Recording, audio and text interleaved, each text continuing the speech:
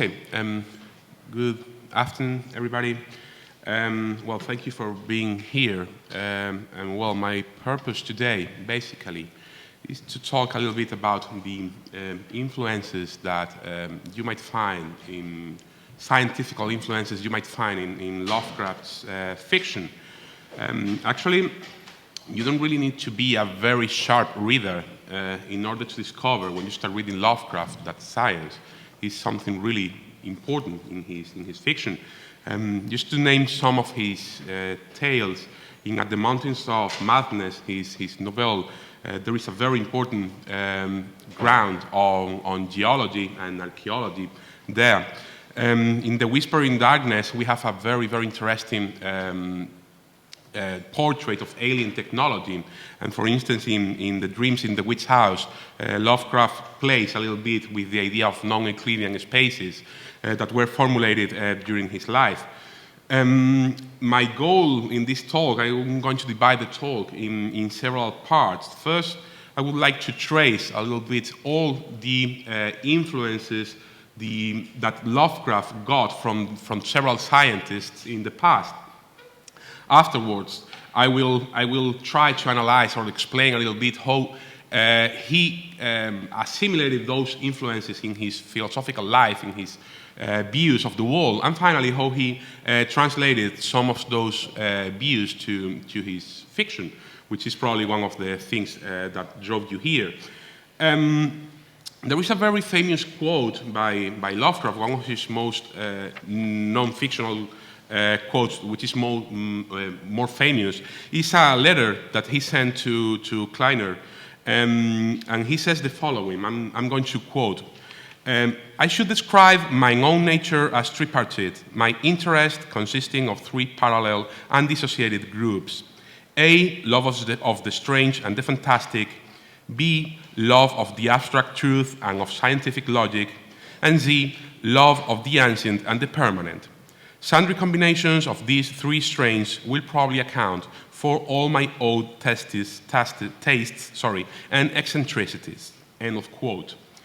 Well, from here we can see very clearly that Lovecraft puts science and knowledge as one of the three main concerns he has in his life. It is interesting that Lovecraft was born in 1890 and died in 1937. And during this period, there were some very important scientific discoveries, such as the proposal of Einstein's theory of relativity. And Lovecraft showed during his life a very, very deep interest in many, many disciplines, scientific disciplines. He didn't get a formal education at the university because he had a very weak health, but he was a very avid reader. It is said, Joshi says that he had like 1,500 books in his personal library, and he used quite a lot Providence libraries, public libraries. And he developed an interest on fields such as geology, mathematics, physics, or even astronomy, where he wrote several articles. As I was telling you, the Einstein's relativity theory that was released in 1905, it is clearly present, and actually Lovecraft names Einstein in both The Dreams in the Witch House and in The Shunned House as well. But Einstein is probably like the less relevant reference, even in spite of being the most evident, that you can find. If there is a key figure that we need to keep in mind in order to understand Lovecraft's views of the world and science, that is the figure of Charles Darwin. It is important to notice that there are no clear evidences that Lovecraft ever read Darwin. Actually, we don't know if there are no traces of his books in Lovecraft's library, and when he talks in his letters about Darwin, he is aware of the theories proposed by the English scholar or the English scientist, but we cannot say that he read the original sources, right? So it is possible that he got all those ideas or all the theoretical framework of Darwin from other scholars. So we have to start doing some research in science history in order to see what's going on, because the main sources for Lovecraft were probably Ernest Haeckel, the German scientist, who was Darwinian, but in a very different way, as I'm going to tell you in a moment. So, in order to start with all this family of scholars that Lovecraft received, we have to start with Louis Agassiz. He was a Swiss paleontologist who moved to the United States in 1846. Lovecraft was not even alive yet, and he died there in the United States in 1873. In the time of Agassiz, there were two very important scientific movements, which were polygenists versus monogenists.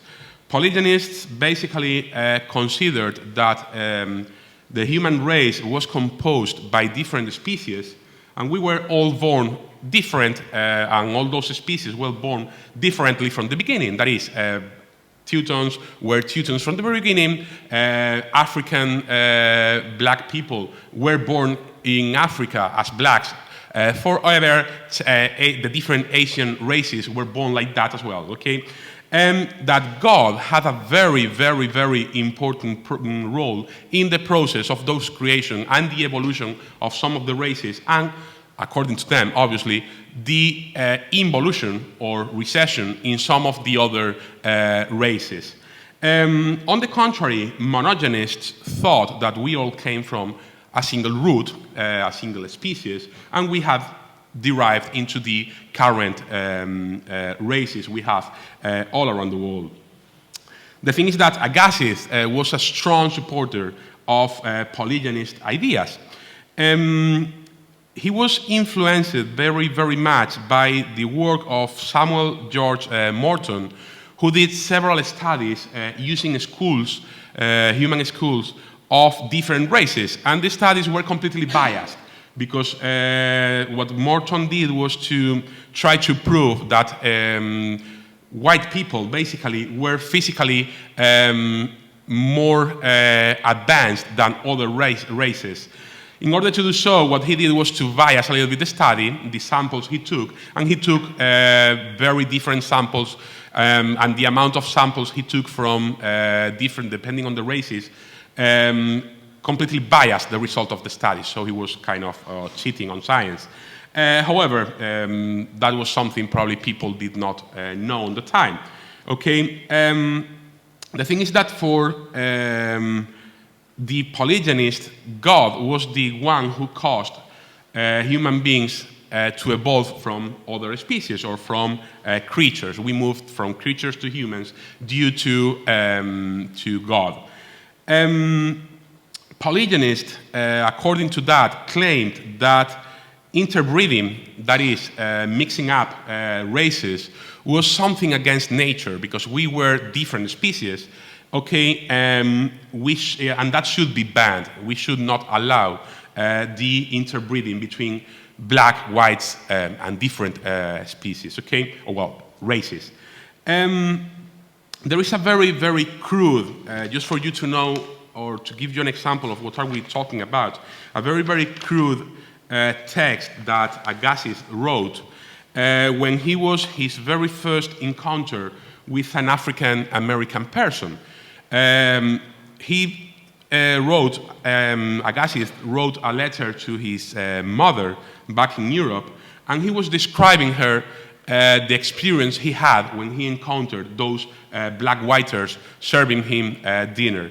I'm going to read it, but, well, I tell you, this is a very, very aggressive and rude text, okay? So, I'm quoting. As much as I try to feel pity at the sight of this degraded and degenerate race, as much as their fate fills me with compassion in thinking of them as really men, it is impossible for me to repress the feeling that they are not of the same blood as us.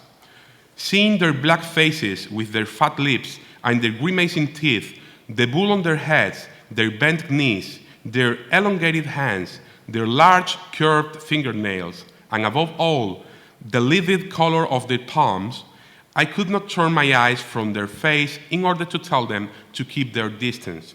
and when they advanced that hideous hand toward my plate to serve me, I wished I could live in order to eat a piece of bread apart, rather than dine with such service. What unhappiness for the white race to have tied its existence so closely to that of the Negroes in certain countries. God protect us from such contact. End of quote. As I told you, well, that's the view Agassiz had, but not only Agassiz, a very, very huge amount of scholars of the time. And that was a very relevant view that many people shared. In fact, when we have a look at the description I just read, I don't know if you think, for instance, about the shadow over Innsmouth, when Lovecraft describes the deep ones, the description, if you compare the two texts, the text I just read, the description of Agassiz, with that of the deep ones, there are a lot of similarities. It looks as if Agassiz was contemplating not an Afro-American, but a deep one of the creatures created by Lovecraft. They share the same physical disgust for the subject, something which is very, very shocking. You have to keep in mind that at this time, as I told you, scientists were considered kind of cultural icons. They were famous, there were very famous debates that were on newspapers every day, and their ideas were widespread among the population. So everybody was aware of that, those ideas, obviously as well those of the monogenists, okay, but that was vox populi for everybody. Meanwhile, when Agassiz was in the United States, Darwin was traveling around the world in the Beagle. In the vessel, he was doing field research all around the world. He came back from the expedition to the United Kingdom, okay, and he's able to depict or to describe the contact he had with the inhabitants of Tierra del Fuego, with the Fuegians in southern America. He describes the natives that he sees there in a much more neutral, curious, and scientific way. I'm going to, I think, yeah, I should read it. Well, yeah, I'm going to read you the brief description he made of the Fuegians in order to contrast with what Agassiz said. I'm quoting. "It was, without exception, the most curious and interesting spectacle I have ever beheld. I could not have believed how wide was the difference between savage and civilized men. It is greater than between a wild and domesticated animal, inasmuch as in a man there is a greater power of improvement. The chief spokesman was old and appeared to be the head of the family. The three others were powerful young men, about 6 feet high. The women and children had been sent away. These Fuegians are a very different race from the stunted, miserable wretches farther to the westland. They are much superior in person and seem closely allied to the famous Patagonians of the Strait of Magellan. Their skin is of a dirty, coppery red color. The old man had a fillet of white feathers tied round his head, which partly confined his black, coarse, and entangled hair. His face was crossed by 2 broad transverse bars. One painted bright red reached from ear to ear and included the upper lip. The other, white like chalk, extended parallel and above the first, so that even his eyelids were dust-colored." End of quote. As you can see, the difference is complete. I mean, they are completely opposite descriptions of of the first encounter with a non-white person.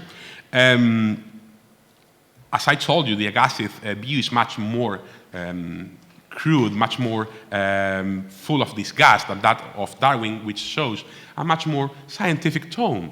He shows himself quite curious about the shapes, the body, and the features of the Fuegians, okay? And he examines them in a quite researching way. However, it is important to highlight that Darwin, apart from being curious about the Fuegians, he was also very impressed with the habits they had, the cruel habits they had. And he will later on in his career, embrace the ideas that natives will become extinct due to processes of natural selection. The voyage of the Beagle provide Darwin without a food for thought in order to write on the origin of species and the descent of man. The Origin of Species was published in 1859, and it is an interesting book, scientific book, because it targets a very broad audience. It is it is not very technical, so it targets both scientists and common people from the streets. I mean, everybody was able to read on the Origin of Species, so it also reached quite a lot of people. There are several landmarks in the book that are relevant in order to understand later on Lovecraft's text. First of all, just as a curiosity, in the Origin of Species, mankind is almost not mentioned. Darwin actually uses examples that he took from the trip with the Beagle, and he talks about plants and animals mainly. He never, or almost never, mentions men in his study. Apart from that, he starts proposing the idea of the survival of the fittest, the process of natural selection that you are probably familiarized with. And he said that it is a random and blind process conditioned by environmental factors. The Origin of Species raised a very deep social, religious, and scientific debate, basically because it denies divine intervention in the creation of humanity. He is not straightly saying that, but when you read the book, you know that Darwin is implying that God had nothing to do with our evolution of human beings. Also, it creates a very big social controversy. In the United States, that was even bigger, because the polygynists who were supported by the slavery southern states were obviously against the ideas exposed in the Origin of the Species, okay? They preferred to think that black people and white people were separated from the beginning, so they were completely different.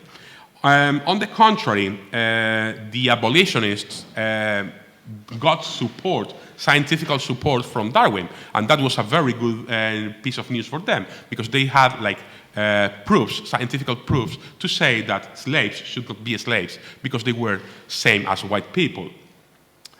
Some years after this debate was created, Darwin published The Descent of Man. It was published in 1871. It had a smaller social impact, scientific impact, sorry, because many scholars were already aware of what Darwin was doing. They knew what he was researching and what was he going to publish. So it was not such a shock as this happened with the Origin of the Species. However, you have here the introduction. I'm going to read a very brief quote of the introduction of the Descent of Man that says the following, I'm quoting: "The sole object of this work is to consider, firstly, whether man, like every other species, is descended from some pre-existing form. Secondly, the manner of his development. And thirdly, the value of the differences between the so-called races of man." End of quote.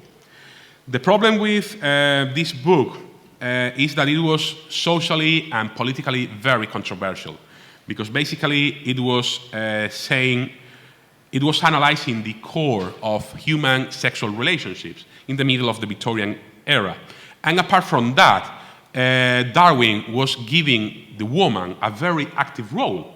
That is, he was saying women are choosing their partners to mate, okay, and they have the role of choosing the companion who is going to procreate with them. So that was a bomb in the middle of the Victorian era, okay.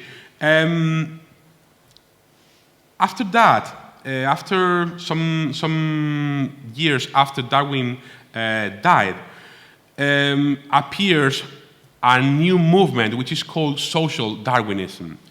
It appears like 7 years after Darwin's passes, and it basically applied to society and economy the ideas that Darwin proposed, the ideas of the survival of the fittest that he proposed in his books. There is a very interesting sentence by Menand that says that Darwinism was science and social Darwinism was ideology, because basically it is what it is. In order to understand social Darwinism, the first thing we have to do is to focus on Darwin himself, because there are some authors that claim that Darwin was probably the very first social Darwinist. Actually, Darwin got influences, among others, of two very relevant authors. One of them was Thomas Robert Malthus, and the second one is Francis Galton. Probably more influence from the first than from the second. Malthus, he talked about two basic principles. The first one is that the population of the world, human population, is affected by the amount of resources that we have available. The more resources we have, the more we grow. And the only way of restraining population, if we have a lot of resources, is by means of what he called positive checks, which are things such as wars or catastrophes or so on, or by preventive checks, which are, for instance, marital control, celibacy, or things like that. Apart from that, Malthus said that in a setting in which resources are expanding, humanity or population will run out of control due to the poor. Because according to him, the poor will be driven by their lust, okay, and they will start procreating quite a lot, okay, and according to Malthus, the result would be the impoverishment of general society. On the other hand, Galton said that abilities, like both good and bad abilities or defects, were something that were hereditary. So we could do some kind of social engineering in order to improve human race. That is, if we start rising or motivating or trying families, wealthy families, to procreate, okay, we will create more wealthy people. That was basically the idea Galton had. And the two of them, as I told you, had a certain degree of influence in Darwin. So there are some people saying that Darwin definitely was the first social Darwinist. However, Darwin has a very clear idea about, or states some very interesting ideas about social Darwinism, even without knowing that tendency was going to happen. He says that in modern society, natural selection is not as strong as it was in the past, because we feel kind of positive feelings toward the others. Like, we don't like people to die, in general terms. So we allow the less capable individuals of our society to survive. Basically, that's what he says. So, in a sense, this feeling of compassion or positive feelings toward the others produces a sense of, or contrary to evolution, basically. Eugenics was coined by Galton himself in 1883. We can talk about positive and negative eugenics. Positive eugenics, those Galton promotes, as I told you, is basically to improve the growth of wealthy people. On the contrary, negative eugenics is based on avoiding, well, probably the less capable people, let me say so, to procreate, basically. Believe it or not, in the United States, the idea of eugenics was very strong, very, very strong. There were several campaigns of avoiding marriage between people with mental diseases. The passing of the Immigrant Act of 1924 is based and is grounded on racial superiority of white Americans over immigrants, basically. And some authors say that there were even some minor isolated cases of euthanasia programs in asylums and mental institutions. I'm talking about the 20s, the 30s in the United States. Probably the most dreadful and famous eugenic practice that has been ever developed is the very well-known Nazi regime. They develop a systematic process of euthanasia in order to murdering not only mentally and physically disabled, but also the extermination of Jews, gypsies, and any kind of political dissident. Here comes the figure of Haeckel, which is so relevant for Lovecraft. Haeckel was considered to be the champion of Darwin in Germany, but actually Haeckel was pretty much influenced by eugenics. And we know for sure that Haeckel presented a tree diagram of the different races, where in the upper branches he located the Caucasians, okay, and also the Jews, which is quite curious. The Jews were up there in the tree. In the lower branches, he put the black races from all around the world. Lovecraft assimilated those ideas from Haeckel. And actually, if you have a look at the souvenir book they gave you, I wrote a tiny article there, and you have some plates, beautiful color plates in the article that are from Ernest Haeckel. And Lovecraft knew about the plates as well.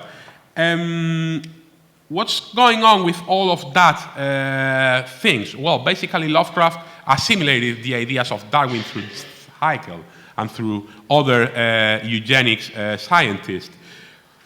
How he develops that in his life? Well, he shows very, very interesting, weird ideas, actually.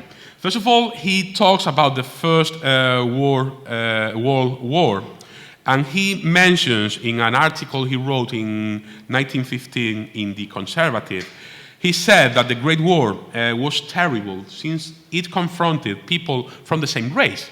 I mean, for him, that was like a global civil war. But that sounds pretty much beautiful in a sense, like, okay, every war is a civil war. But now I'm going to read you what he thought, okay? And let me quote. That the maintenance of civilization rests today with the magnificent Teutonic stock, which is represented alike by the two hotly contending rivals, England and Germany, as well as by Austria, Scandinavia, Switzerland, Holland, and Belgium, is an undeniable truth as it is vigorously disputed. The Teuton is the summit of evolution. That we may consider intelligently his place in history, we must cast aside the popular nomenclature which will confuse the names Teuton and German, and view him not nationally but racially, identifying his fundamental stock with the tall, pale, blue-eyed, yellow-haired, long-headed, blah, blah, blah, blah, blah, blah. End of quote. So basically, he identifies a superior race, that of the Teutons. I mean, for him, it was terrible having Teutons fighting Teutons, okay? At the same time, he also talks about, Lovecraft talks about many things. And one of the things he talks about is democracy. And he was not happy about democracy at all. He had a very elitist view of politics.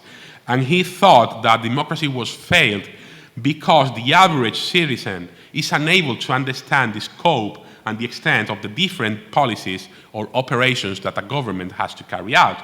So he proposed as a solution that the right to vote had to be restricted just to an educated minority. Obviously, he was part of that minority. Then one of the wonderful contradictions of Lovecraft is his relationship with the Jews. As you probably know, Lovecraft married Sonia Green, who was Jewish. And Lovecraft was a definitely clear anti-Semitist. He seems to neglect, and that's curious enough, the fact that Haeckel puts the Jews up in the branches of his tree. He completely forgot about that when he developed his ideas about the Jews. But Lovecraft had a very bad experience in New York trying to find a job. And he blamed the Jewish lobby because he thought they were those who decided who had the right to be published or not in the literary market in New York.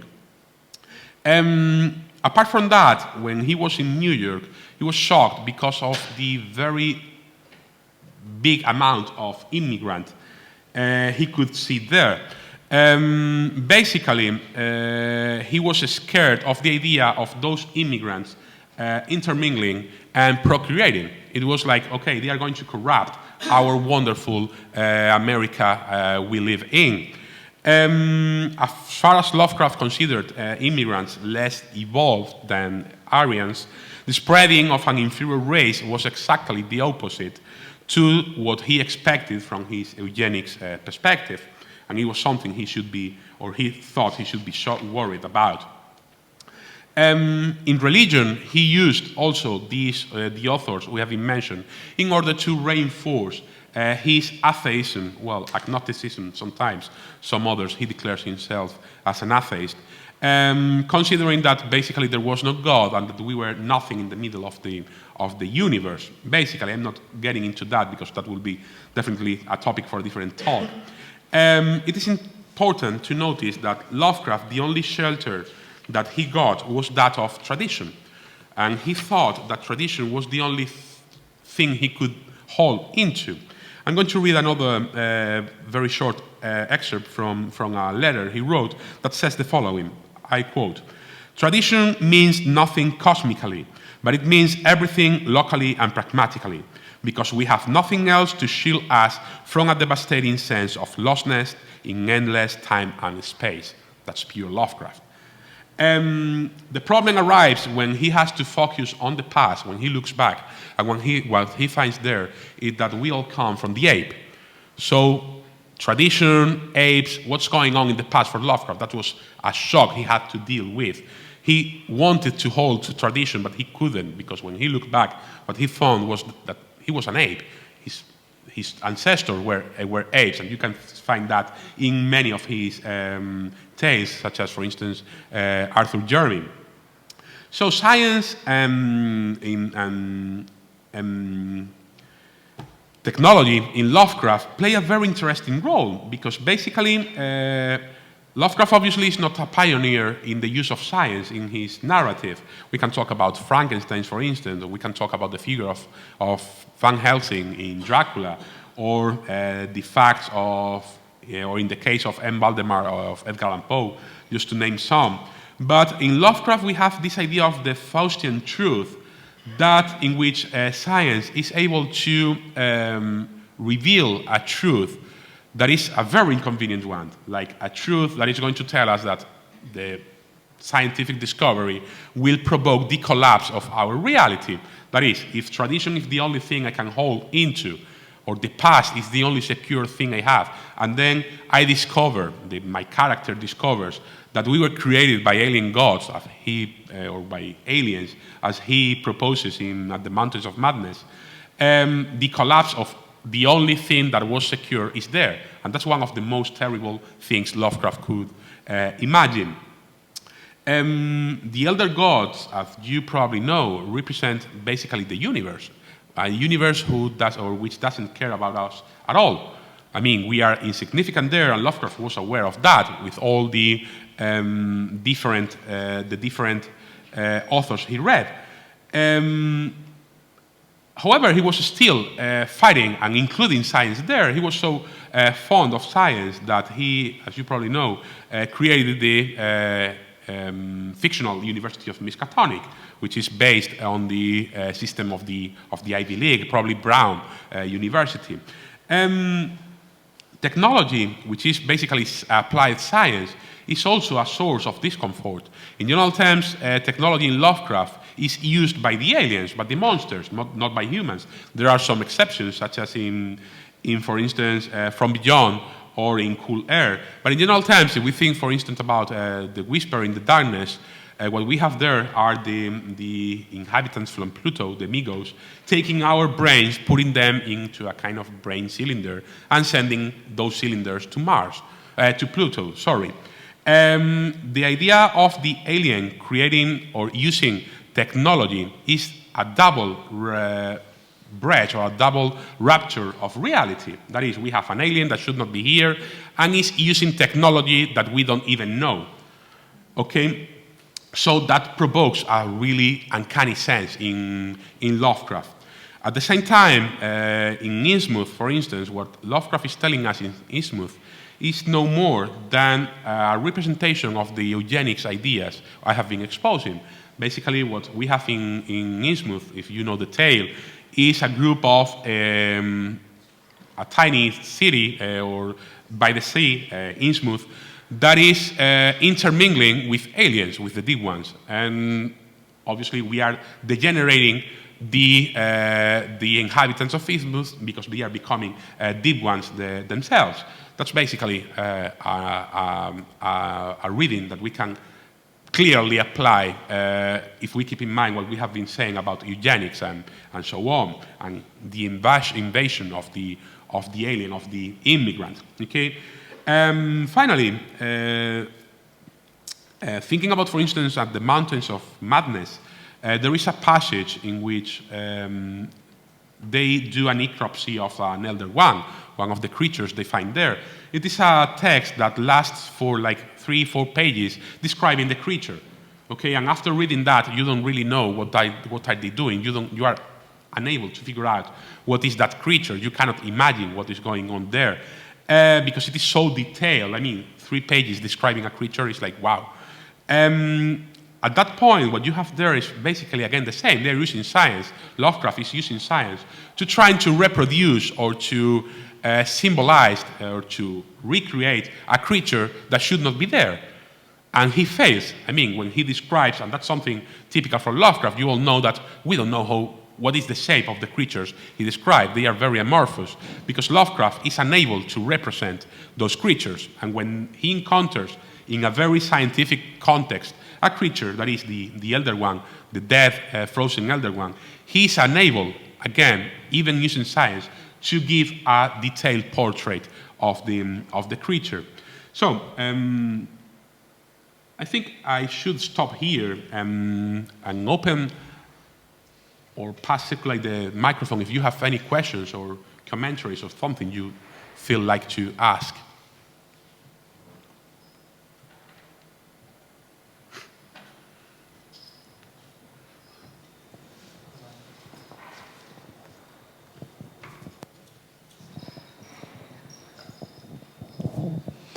Obviously, eugenics is quite a big, and that evolution theory is quite a big influence in Lovecraft. Is there any other different science and technology that influences him to the same extent, but somewhat, or is that the most obvious, the only one? So is it the only one or the most obvious, is what I meant? Darwin is the most obvious, but not the only one. I mean, I have been naming some. I mean, basically all the overview I have made, Lovecraft was aware of them all. Haeckel is for sure one of the major ones, but not the only one. I mean, he talks about many others. I dropped many names from the talk because I didn't want to overwhelm you with names, but he knows Planck, he knows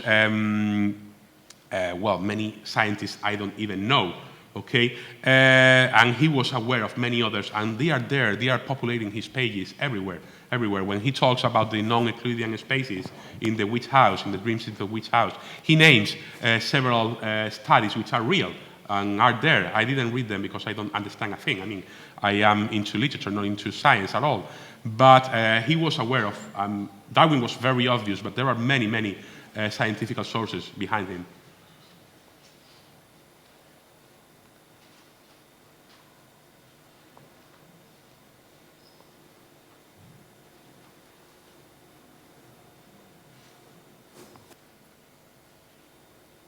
Well, no, actually, one of the problems that many people have with... Oh, no, go ahead, don't worry. I'm trying to formulate a question about how you mentioned a lot of science and Lovecraft, that Lovecraft rejected the old style horrors of vampires and werewolves and other ghosts and supernatural beings, and used kind of science to invent a new kind of horrors that might seem more believable in a more scientific time.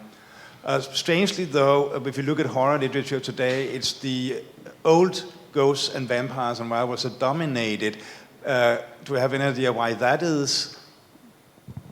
Well, this is interesting because basically when we follow the Gothic tradition, and basically Lovecraft is no more than an evolution of the Gothic, the origin of the monster in the Gothic is explained. If you go to the castle of Otranto, for instance, they tend to explain why those supernatural events take place, and they normally do. So they lose the supernatural component. Then with Lovecraft, well, and some others, they start, or when there was then a movement to the supernatural per se, like Dracula or Frankenstein and so on. We have vampires there, there is no scientific explanation. Then we move to Lovecraft when they start again explaining the whole thing. And you say we are back again to that very classical lack of explanation of the monster. Why? Well, I don't really know. Probably because the pendulum movement we have always in all literature, in arts, actually, we tend to kill the father in order to create something new. But basically what we create new is exactly what our grandparents did, basically. So I think it is more related to literary fashion, or I cannot give you a clear explanation for that. But the interesting thing for me is that Lovecraft was not the only one, or the first one, giving a rational explanation to the supernatural events. It was something typical from the Gothic, actually. But nowadays, well we have sparkling vampires. Just as a comment on... Do you hear me normally? Streaming. For the stream. Okay, just as a comment. It always occurs to me that all the deep ones and all the horrors from the depths of the sea that Lovecraft describes are in a way connected with all the discoveries of new species on the seas. For instance, the giant squids and some other creatures. I think that the first sighting of this Arctic octopus or Arctic squid, I'm not sure now, was about at the beginning of the century when Lovecraft actually started writing. And why it's not popular now? It's not a monster. It's just a really big animal. And yeah, then the pendulum goes back, and it's always more romantic to have a sparkling vampire that watches you when you sleep than there a big monster somewhere deep in the sea. But did you maybe this part about the scientific, this part about the eugenics and all this talks of Darwin, did you maybe find some other relations besides, for instance, the space and the Migos and other creatures on the Pluto? Did you maybe find some other relations to some other sciences? Well, or is it a part of the next lecture? Well, actually, there are references to several sciences. I was just mentioning eugenics and a little bit of Darwinism, but as I told before, mathematics are there. The Dreams in the Witch House is full of angles. That tale lies on the ideas of non-Euclidean spaces. As I told before, I didn't do that much research on that because basically that escapes my pure knowledge on mathematics. I mean, I have a very basic ground on that science. But Lovecraft was very interested in everything that was going on in all the fields of science. I mean, for instance, At the Mountains of Madness, there was an expedition when he was writing the tale. There was an expedition to the South Pole. Well, there were several, actually. And he took real information about the planes, the food they took, the gadgets they took there. He was reading the news from the newspapers, and he was taking notes of everything. There's an article on that around there, explaining and comparing the list of materials they took to the South Pole and the list of materials that Lovecraft used. And they are pretty accurate. So I assume that whenever he's talking or using science, different disciplines of science, he's using a lot of real grounds. Astronomy, as I told you at the beginning of the talk, he was an expert, a real expert. I mean, to the extent of writing a weekly article on astronomy in a Providence newspaper. When he was talking about the stars, he knew a lot of things about the stars, for sure. How accurate was he in some of the sciences he used? Well, I have read some papers saying that in terms of mathematics, for instance, he was not really accurate, actually. But definitely he was into every single field of science he could reach. Thank you. Okay, well, thank you very much.